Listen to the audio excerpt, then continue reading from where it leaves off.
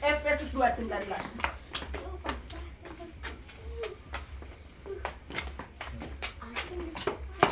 Yang dapat baca Efesus 2:19.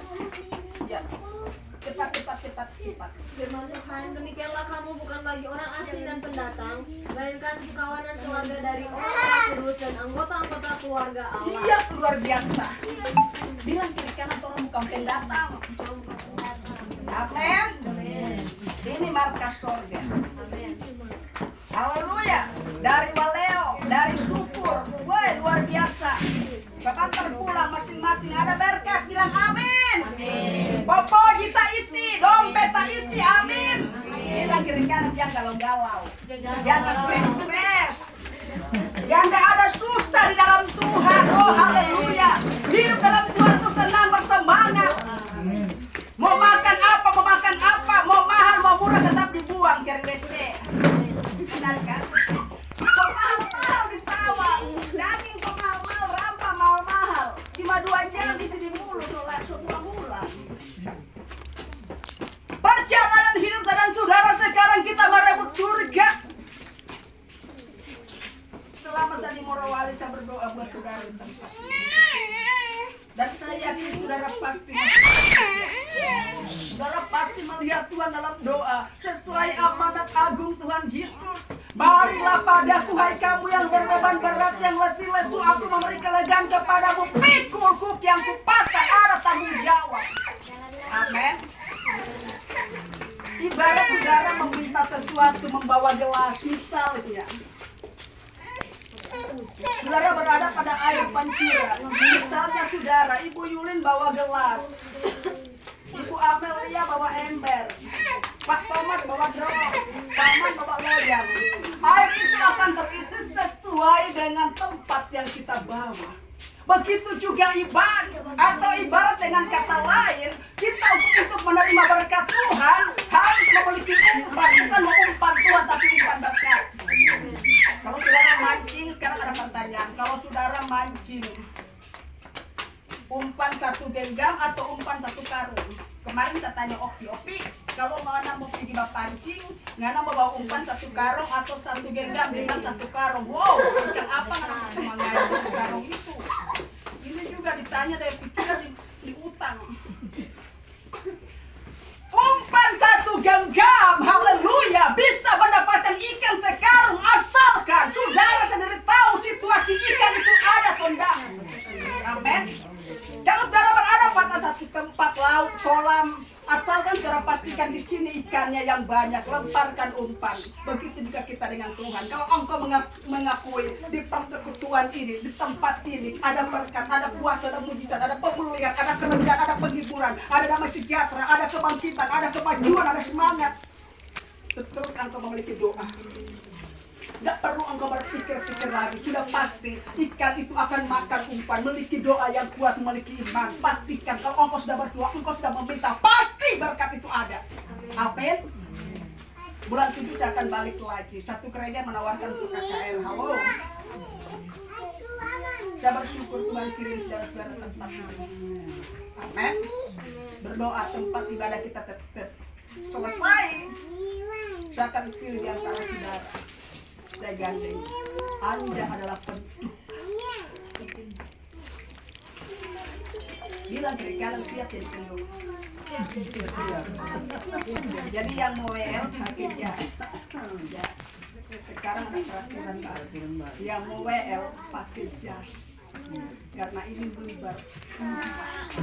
Kedua, mimbar tidak membahas keuangan. Sekali lagi, mimbar tidak membahas keuangan. Semenjak saya menjadi gembala, semenjak Tuhan percayakan saya menjadi pemimpin, saja tidak membahas uang pembangunan. Maaf bicara, saya tidak akan menempatkan uang pembangunan di sini karena itu babon. Gereja sekarang hancur, gereja sekarang berantem, gereja sekarang mengalami satu keburukan karena apa? Babon. Di mana banyak orang curhat kepada saya, jemaat curhat kepada saya tentang gembala. Tapi saya melayani dengan kasih. Saya tidak persalahkan gembalanya, tapi saya melayani. Tetapi itu pun gembalanya mulai balik lagi. resiko seorang hamba Tuhan ketika dia membawa jemaat orang lain itu, maka dia dibenci oleh gembalanya. Bilang amin. Saya nggak pernah panggil saudara pendeta karena persekutuan ini khusus dari awal semenjak saya datang ke kemah dari 2015 saya hanya membawa suami dengan anak-anak doa. Dan Tuhan membawa saya harus melewati proses. Jadi kalau saudara hari ini, besok dan lusa mengalami suatu tekanan, bilang melalui proses, badai pasti. Tidak selamanya kita susah. Tidak selamanya kita pangku tangan. Tuhan memberikan pemikiran, telinga, akal, bahkan apa bibir, mulut, hati. Setiap hari, setiap saat, setiap waktu kita menikmati Tuhan. Makanya saya melayani tubuh dan darah Tuhan. Maaf saya tidak bisa layani perjamuan ini waktu Paskah. Saudara orang yang rajin beribadah, rajin ke gereja, rajin melakukan firman Tuhan. Saya percaya saudara orang yang pahir dengan Tuhan. Saya ingat bagaimana kebangkitan Yesus. Semua tahu ayatnya kan? Kalau nggak tahu, cari sendiri. Waktu pagi-pagi bedar, Maria Magdalena pergi ke kubur. Dia membawa rempah-rempah dalam tujuan untuk mengurapi, untuk meminyaki mayat Yesus yang sudah diletakkan di batu. Karena waktu Yesus mati dari jam 12 sampai jam 3 kegelapan meliputi bumi. Dan Yesus berteriak dengan 7 ucapan. Semua sudah tahu kan? Sudah sering saya khotbahkan 7 ucapan Yesus. Bapa ampuni mereka karena mereka tidak tahu apa yang mereka perbuat. Ibu, ini anakmu, ini ibumu. Hari ini juga engkau bersama aku dalam Firdaus. Eloi, Eloi, lama sabatani, aku haus. Sudah selesai. Ke dalam tanganmu kuserahkan nyawaku. Waktu Yesus berteriak, Eloi, Eloi, lama sabatani, tirai bait Allah terbelah dua. Dari atas sampai ke bawah terbelah dua. Memisahkan ruang suci dengan ruang maha suci. Saya dan saudara disambut anugerah. Berbahagia orang yang mendengar dan melakukan kata Tuhan. Karena tidak semua orang masuk surga. Banyak dipanggil, sedikit dipilih, itu kata Tuhan. Tapi kalau boleh Tuhan, orang yang sedikit ini yang masuk surga. Amin. Orang yang banyak mengintrospeksi firman Tuhan, hidupnya selalu merindukan hadirat Allah. Dia selalu berkomitmen, dia penasaran tempat kediaman Tuhan itu di mana dan seperti apa. Dan ketika saudara mencintai Tuhan, engkau merasakan Tuhan dalam roh. Dan waktu Maria Magdalena ke kubur, dia mendapati mayat Yesus sudah tidak ada lagi. Dan dia melihat ada malaikat, satu di kepala, satu di kaki. Dia berkata kepada malaikat, Tuhan, siapa yang mengambil? Ternyata Yesus ada di belakang. Waktu Yesus ada di belakang, Yesus panggil Maria. Yesus bilang, Ibu, siapa engkau cari? Maria berpaling. Dia hanya menoleh. Apa dia menoleh? Dia katakan, Tuhan, jika Tuhan yang mengambil dia, beritahu. Apa Yesus katakan? Maria. Waktu Yesus katakan Maria, Maria berpaling. Saya mau beritahu pada saudara, ikut Tuhan, jangan menoleh. Bilang kiri kanan, jangan menoleh. Anda tidak akan melihat pribadi Tuhan yang sebenarnya. Amin. Kita profetik dengan Tuhan, profesional, berwibawa, etika. Kita percaya bahwa Dia adalah Tuhan, Dia adalah sahabat, Dia raja, Dia Allah yang bisa mengubahkan hidup kita. Pemikiran kita selalu fresh. Saya tadi malam melayani orang yang di Watu Dampo.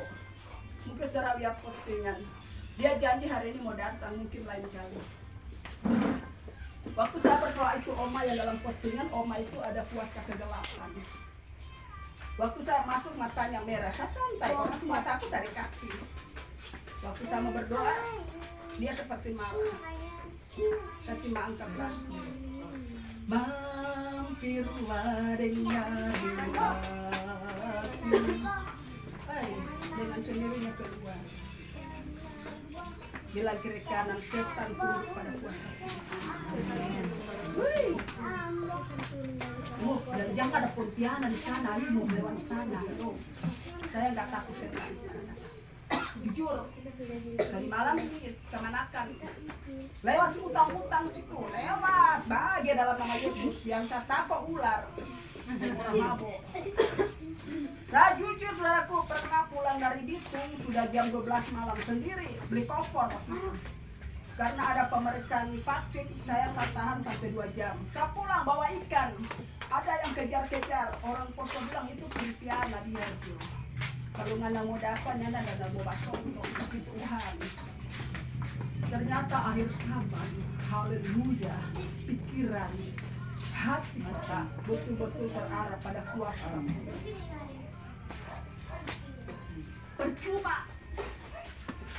Percuma kita tidak melihat Yesus kalau hanya menoleh waktu Yesus berkata Maria, dia berpaling.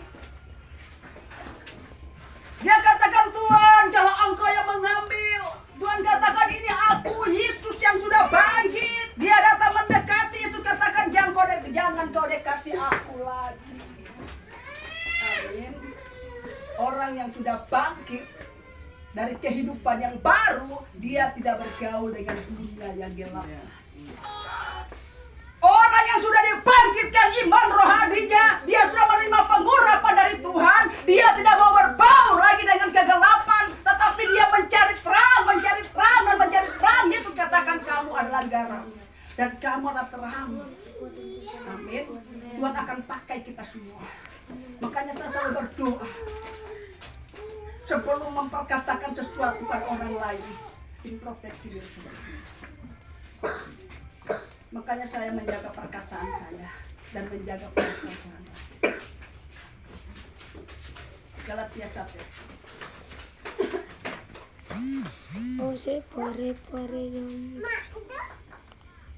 Galatia 1 ayat 10, firman Tuhan. Jadi bagaimanakah sekarang? Adakah ku cari kesukaan manusia atau kesukaan Allah? Adakah ku coba berkenan kepada manusia? Sekiranya aku masih mau mencoba berkenan kepada manusia, maka aku bukanlah hamba Kristus. Iya.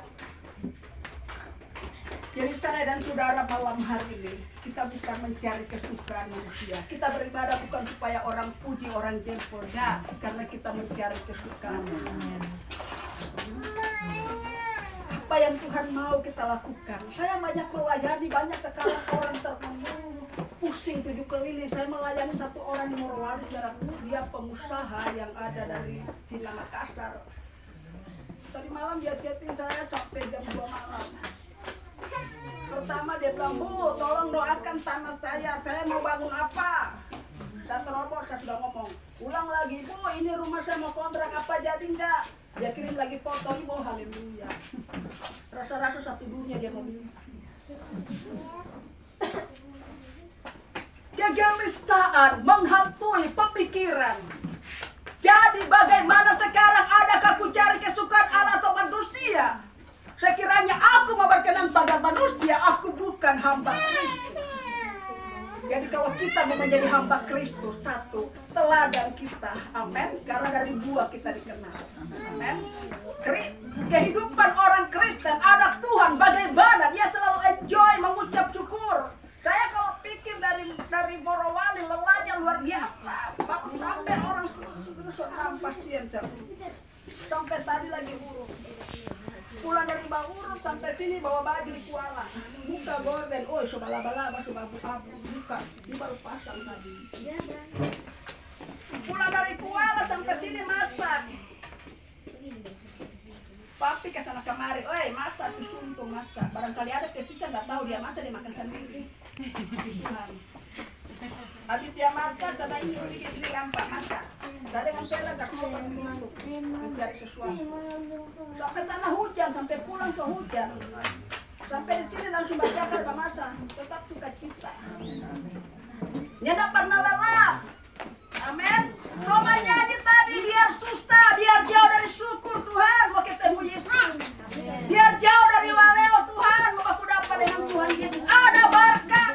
Di mana ada doa, ada damai sejahtera. Di mana ada ucapan syukur, ada berkat. Di mana ada ibadah, ada urapan. Di mana ada urapan, ada Yesus.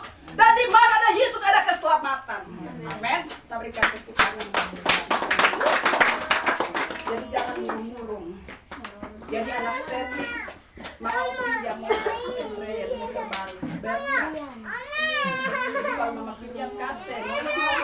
presidensi. Semangat dengan Tuhan. Amin. Dan malam hari ini saudaraku, banyak cara, banyak contoh yang Tuhan adakan dalam hidup dalam saudara. Perjalanan hidup tak ingat bagaimana perjalanan seorang pahlawan. Itulah Gideon. Gideon tidak menyangka kalau dia mau dipilih Tuhan. Waktu itu Gideon sedang duduk di bawah pohon terbanting. Tiba-tiba malaikat Tuhan datang. Malaikat katakan kepada Gideon, "Hei engkau pahlawan yang gagah berani." Bila kiri kanan orang pahlawan. Sikap pahlawan bagaimana? Selalu sukacita. Amin. Kalau tentara murung-murung, ya. Kalau polisi menangis-menangis keluar, dia bukan pahlawan. Jadi anak Tuhan selalu enjoy. Masuk gereja jangan murung-murung, masuk gereja jangan galau-galau, masuk gereja jangan stres-stres. Wow. Tuhan mau datang, Tuhan mau tanya di manakah imanmu. Amin. Mazmur 53:3. Mazmur 53:3.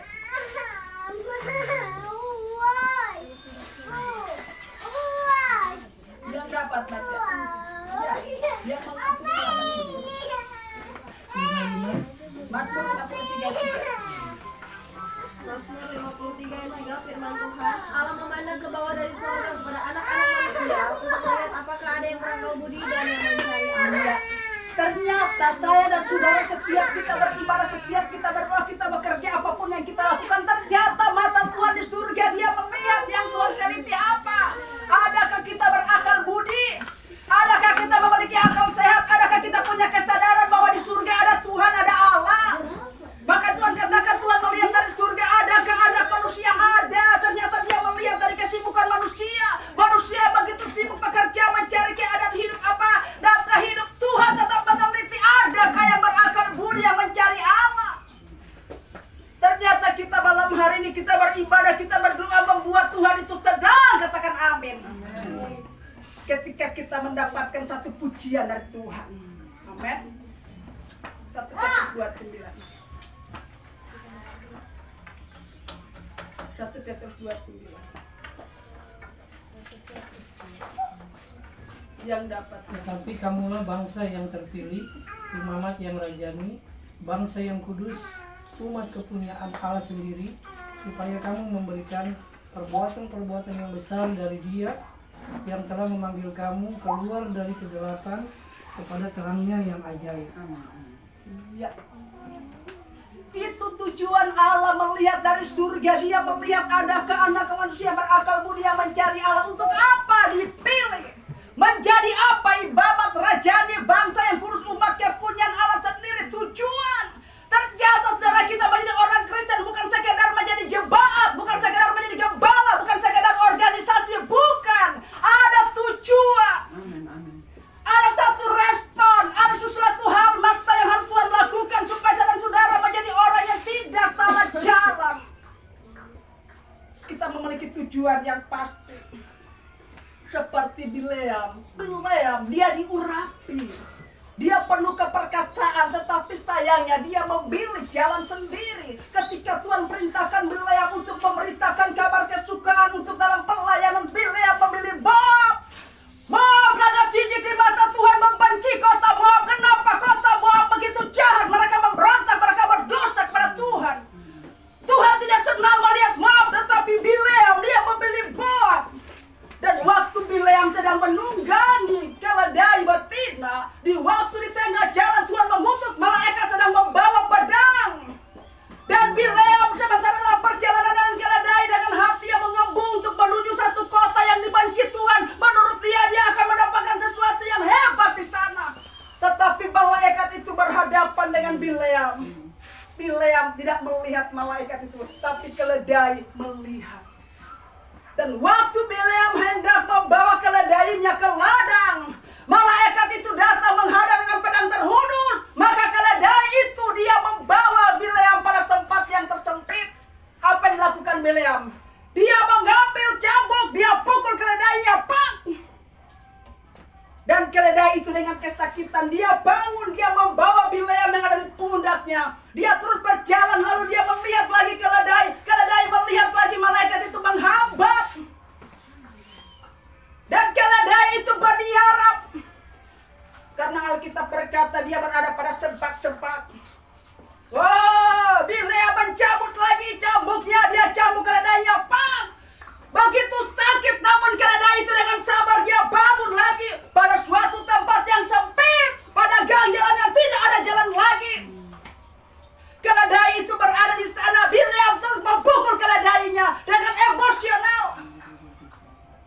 akhirnya malaikat itu menghadang lagi.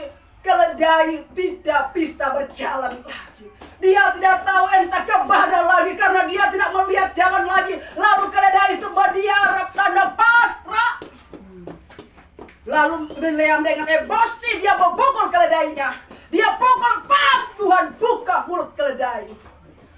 Keledai berbicara seperti penyertaan Tuhan bagi orang yang melanggar. Ada perintah yang Tuhan katakan lewat persoalan, lewat masalah. Jadi kalau kita menemukan masalah, kita nggak bisa salahkan suami, istri, atau anak, tapi kita introspeksi diri kita sendiri.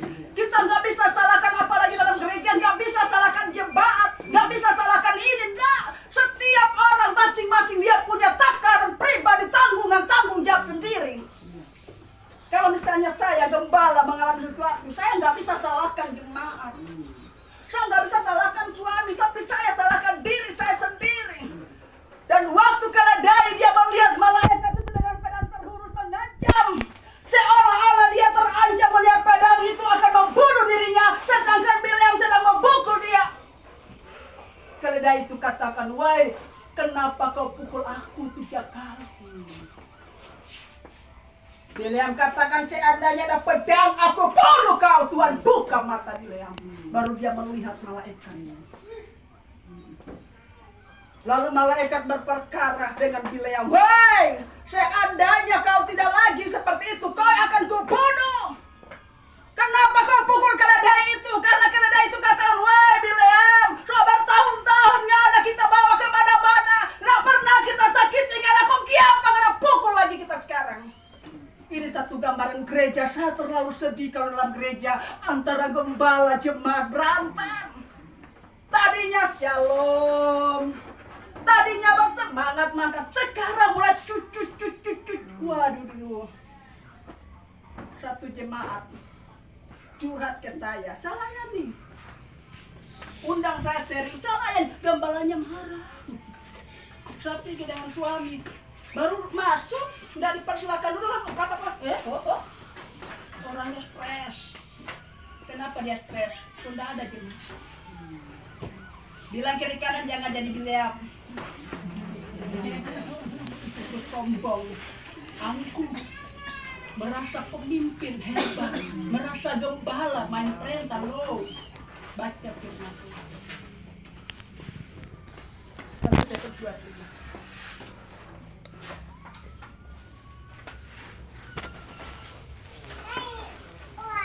Saya sudah sering bacakan ayat ini. Tolong baca. Dan biarlah kamu juga dipergunakan sebagai batu hidup untuk pembangunan suatu rumah rohani bagi suatu ibadat kudus untuk mempersembahkan persembahan rohani yang karena Yesus Kristus berkenan kepada Allah.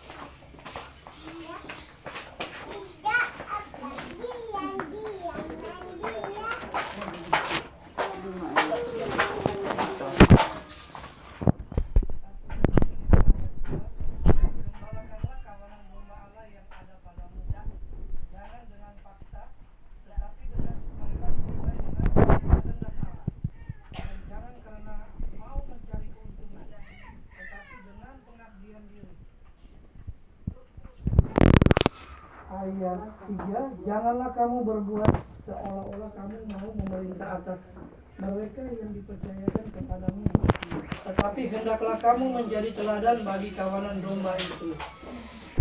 Maka kamu, apabila gembala agung datang, kamu akan menerima mahkota kemuliaan yang tidak dapat lain. Ya, luar biasa. Yang menarik saya ayat ini, apabila gembala agung datang, apabila Tuhan Yesus datang, dia pasti datang, dia akan memberikan apa dikatakan tadi? Mahkota. Oh haleluya. Makanya Tuhan bilang, gembalakanlah kawanan domba Allah yang ada padamu. Jangan dengan paksa, jangan memberat. bagus, jangan memerintah, jangan sok pintar, jangan sok hebat, jangan sok suci. Itu ayat untuk saya. Makanya saya ketika Tuhan mengajak saya menjadi seorang pemimpin, saya bagaimana Tuhan? Nggak tahu saya bebankan jemaat. Dari dulu kalau mau bebankan jemaat berat. Saya katakan Tuhan, sekarang karena ini yang datang beribadah bukan jemaat saya Tuhan, tapi Tuhan punya domba. Saya ke Bitung, orang di jalan sok pegang dos 124, minta sumbangan. Pele-pele orang minta sumbangan, terima kasih Tuhan memberkati. Tuhan bilang, wow, siapa suruh nih minta?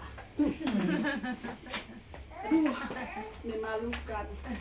Makasih 2.000, ini dapat risman. Bilang kira-kira mana Tuhan tidak minta-minta. Saya akan bangun rumah ibadah. Saya tidak minta bantuan, apalagi proposal malu. Minta langsung sama Tuhan. Amin.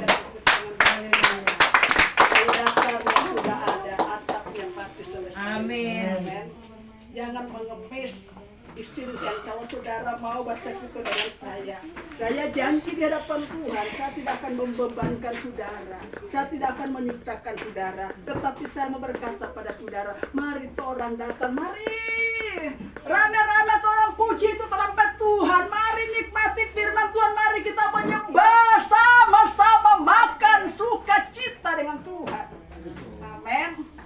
Jangan kasihan jemaat datang, aduh itu saya punya WA penuh dengan camping, aduh haleluya. Ibu, tolong gembala suka kasih turun dari mimbar karena suami masih barokok. Wow. Jadi gembala bilang, hei 2-3 kali tidak masuk gereja, pecat. Oh haleluya. Saya mana yang datang, Tuhan yang tidak datang, Jehovah. Syukur belum dapat pergi, tunggu dulu. Ibu Meti sok pergi, Ibu Amelia belum, Ibu Yulin sok pergi, so jahit akang, so dapat upah juga. Bayar! Amin! Jadi gembala jangan cuma mau tahu meminta. Itu saya pribadi. Jadi saudara yang kerja bakti, bayar! Tuhan bilang setiap pekerja ada upah. Kopi sampai panjang.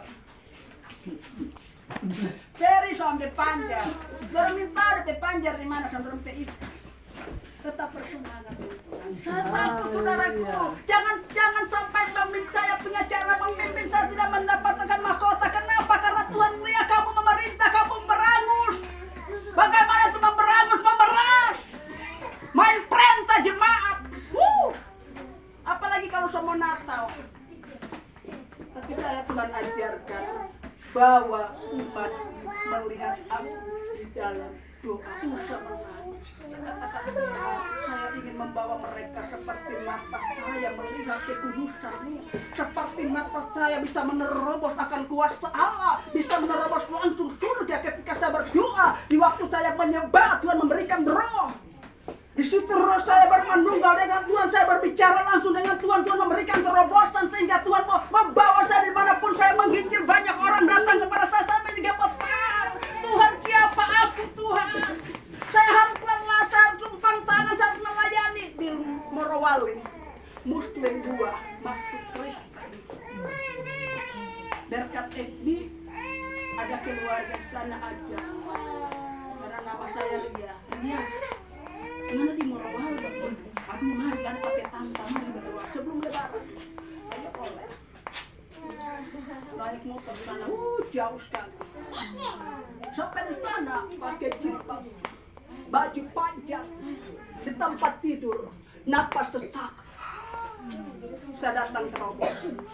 Bilang, Bu, Ibu tidak ada penyakit. Saya memberitahu ibu, apa yang membuat ibu sakit pikiran, ada sakit hati, menangis dia. Oke, sini, minta minyak, saya urut sampai bercerita tentang Yesus. Saya katakan di dalam Al-Quran, dikatakan sesungguhnya Isa Al-Masih anak Maryam itu penyelamat. Saya katakan, Bu, Isa Al-Masih itu Yesus yang saya sembah, itu Tuhan yang bisa menyembuhkan. Dia pun saya menangis. Setelah habis itu saya katakan, Bu, Kalau ibu percaya, ibu pasti sembuh. Saya akan berikan obat, saya akan cari daun. Oke, Dan. Kalau saya mau berdoa, ibu mau, oke mau. Karena orang sudah sakit, sudah parah, sudah sakit, pasti biar siapa mau berdoa, oke. Biar orang buta mau berdoa, oke. Biar orang miskin, orang bodoh-bodoh mau berdoa, oke. Karena dia mau sembuh. Siapa lo gitu? Yesus Jalla, genap hidupku. Oh, dia menangis. Dia menangis, dia jepit saya. So habis napas. Terpaksa pakai suara.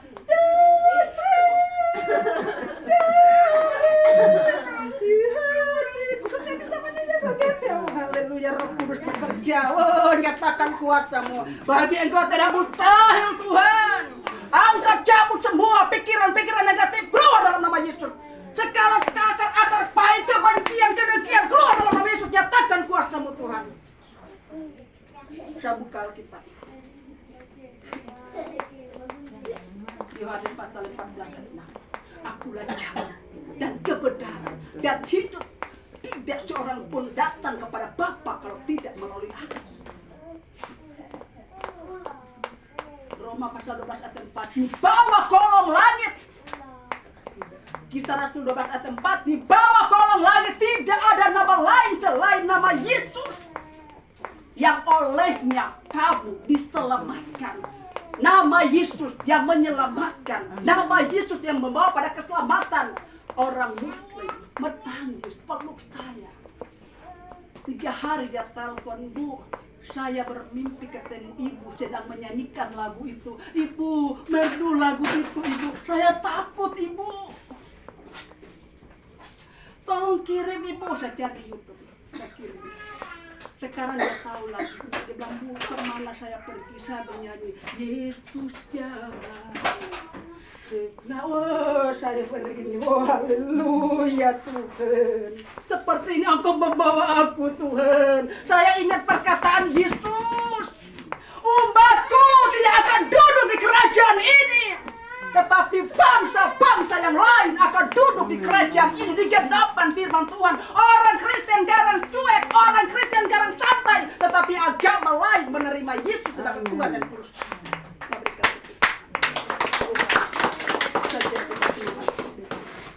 Sudah.